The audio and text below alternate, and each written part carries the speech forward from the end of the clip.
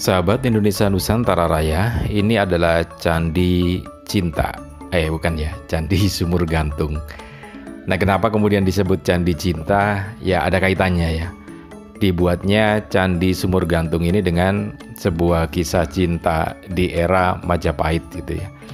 Nah, tapi kalau kita lihat di beberapa tempat memang seperti itu ya. Jadi misalkan di luar negeri sana ada Taj Mahal, yaitu seorang raja yang membangun istana untuk permaisurinya. Kemudian kalau di Indonesia ada Ratu Kalinyamat, yaitu penguasa di Jepara yang membangun masjid untuk suaminya gitu ya. Nah, ini di era Majapahit juga ada. Jadi ada seorang pejabat di Majapahit kemudian membangun sebuah sumur gantung, bukan sumur biasa tapi sumur gantung.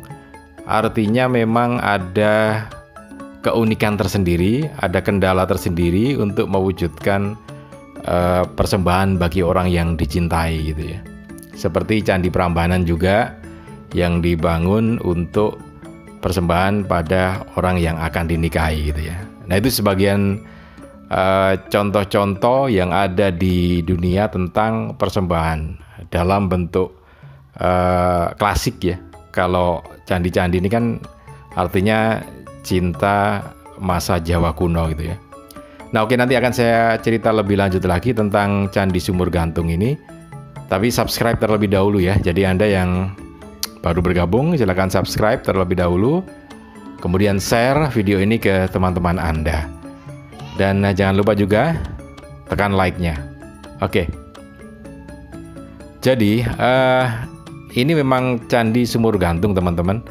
Dan berdasarkan apa yang disampaikan oleh BPCB, jadi Balai Pelestarian Cagar Budaya, ini memang dari konstruksi atau dari bentuk batu batanya ini adalah batu bata merah era Majapahit, yaitu ada ketebalan sekitar 8 cm, kemudian lebarnya sekitar 30 sampai 40 ya, panjangnya seperti itu.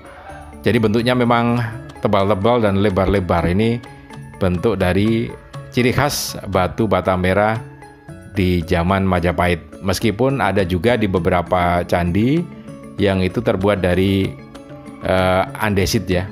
Karena ada campuran. Ada yang sebagian batu andesit, batu kali, kemudian ada yang batu bata merah. Di beberapa candi semacam itu. Tetapi memang ciri khas secara umum peninggalan kerajaan Majapahit itu adalah batu bata merah. Meskipun ukurannya tidak sama dengan sekarang ya. Oke, jadi memang kalau dilihat dari beberapa catatan di kitab yang ada di era Majapahit, ya tidak ditemukan candi ini ya. Jadi ini dari bukti arkeologis, bukan dari bukti tertulis. Karena kalau kita mau menyampaikan ini sebelum saya cerita candinya, saya bercerita tentang urut-urutan untuk ini penguatan ini candi era siapa gitu ya. Jadi ada yang pertama itu adalah prasasti.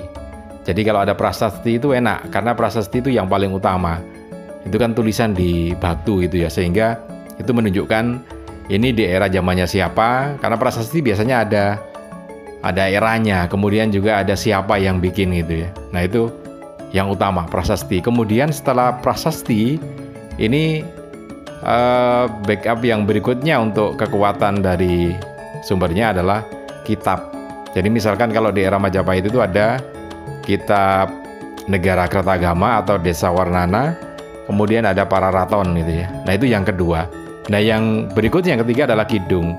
Misalkan Kidung Panji Wijayakrama, Kidung Harsa Wijaya, Kidung Sorandaka, dan juga banyak kidung-kidung yang lainnya.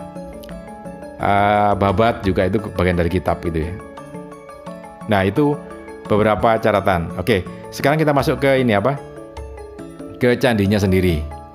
Jadi candi ini termasuk candi yang unik gitu ya. Unik, saya katakan unik karena memang candinya ini Candi Sumur Gantung. Jadi kalau dari cerita turun-temurun ya ini jadi agak susah, karena kalau ini dalam sejarah nggak bisa masuk gitu ya, nggak bisa masuk dalam sejarahnya karena tidak akan ketemu, karena tidak ada buktinya. Kalau bukti sejarahnya arkeologis bahwa ini memang peninggalan Majapahit. Tetapi kalau ceritanya ini yang harus dipisahkan, bahwa ini adalah cerita dari turun-temurun di sekitar sini. Dinamakan Candi Sumur Gantung karena pada eranya di Majapahit dulu, jadi di sini ada wilayah gitu ya. Tentu saja ada pimpinan wilayahnya, entah apakah itu Kuwu atau apa gitu. Nah, punya putri yang cantik, kemudian akan dipinang oleh pejabat yang ada di Majapahit gitu ya. Nah, tetapi sang putri ini meminta syarat dibikinkan sumur. Nah, sumurnya memang agak aneh. Jadi sumurnya adalah sumur gantung. Artinya air yang ada di sumur ini harus berada di atas air rata-rata gitu ya. Nah, ini maka dibentuk sebuah candi, dibikinkan ya, karena teknologi di era Majapahit juga tidak kalah canggihnya gitu ya, sehingga dibuatkan candi gitu ya, ditata sedemikian rupa sehingga di bagian tengahnya itu ada lubangnya, seperti yang kita lihat sekarang itu bagian tengah itu berlubang, dibikin lubang. Nah, itu di atasnya tanah, jadi di atas rata-rata paling ketinggian sekitar 1-2 meteran ya gitu ya. Kalau di atas tanah lebih, bahkan itu di atas 1 meter lebih itu. Nah, kemudian untuk membuat sumur ini terisi air, maka di sekitar candi ini dibuat tanaman gitu ya, dibikin tanaman-tanaman besar. Berdasarkan pengakuan Pak Sukmono yang dari kecil tinggal di sini, memang di sekitar tempat ini dulunya ditumbuhi pohon-pohon besar yang menjadi sumber air. Ada pohon asam gitu ya, kemudian juga pohon besar-besar lainnya yang itu menyimpan air dan membuat kondisi di sekitar sini menjadi lebih rindang, lebih teduh gitu ya. Nah, ceritanya semacam itu sehingga air bisa terisi di sumur ini. Dinamakan sumur gantung karena memang level airnya ada di atas tanah gitu ya, bukan di bawah tanah. Kalau air secara umum kan di bawah tanah, tapi ini di atasnya tanah. Nah, tentu saja ini memang agak lebih tinggi dibandingkan dengan tempat yang lainnya, lebih rindang dari tempat yang lainnya. Kemudian di dekat sumur gantung ini ada aliran sungai yang memang pada eranya dulu cukup besar sebetulnya, aliran sungai di sekitar sini. Di tahun 80-an itu air, kalau ini dari Sungai Berantas ya. Jadi sungai di dekat ini dari pecahan atau anak Sungai Berantas, sehingga ketika air Sungai Berantas itu meluap, maka sungai ini menjadi meluap juga gitu ya. Dan airnya memang tidak kekurangan, sehingga tinggal membuat tanaman-tanaman air itu, kemudian air itu akan disimpan oleh tanaman-tanaman besar itu. Intinya semacam itu gitu ya. Nah, itu berkaitan dengan bagaimana terjadinya dibuatnya Candi Sumur Gantung ini. Kemudian di sisi lain, Candi Sumur Gantung ini memang penemuannya lebih simpel.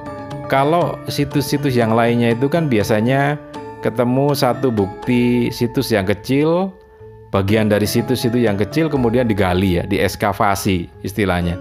Digali kemudian baru ketemu. Nah, Candi Sumur Gantung ini memang unik karena tidak perlu ekskavasi.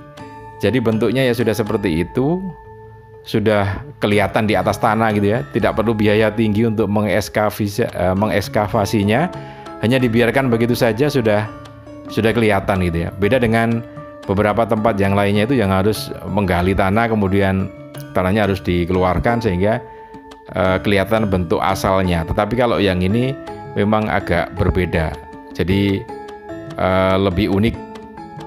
Nah, catatannya memang tempat di lokasi Candi Sumur Gantung ini berada di utara Sungai Berantas ya. Kalau kebanyakan kan situs-situs Majapahit itu berada di selatannya Sungai Berantas, tapi ini ada di utara Sungai Berantas. Dan sampai saat ini juga menjadi tujuan wisata umum ya, terbuka untuk umum untuk melihatnya.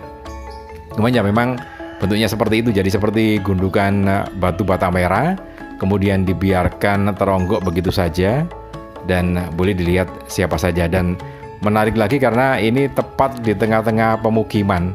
Jadi di depan, kalau candinya ini menghadap ke selatan ya, kita lihat tadi gapuranya ada itu menghadap ke selatan, kemudian di sebelah utaranya itu nanti ada sungai, di sebelah barat juga ada sungai. Jadi sungainya itu memang menikung dari selatan belok ke timur, sehingga di situ juga memang tidak kesulitan air.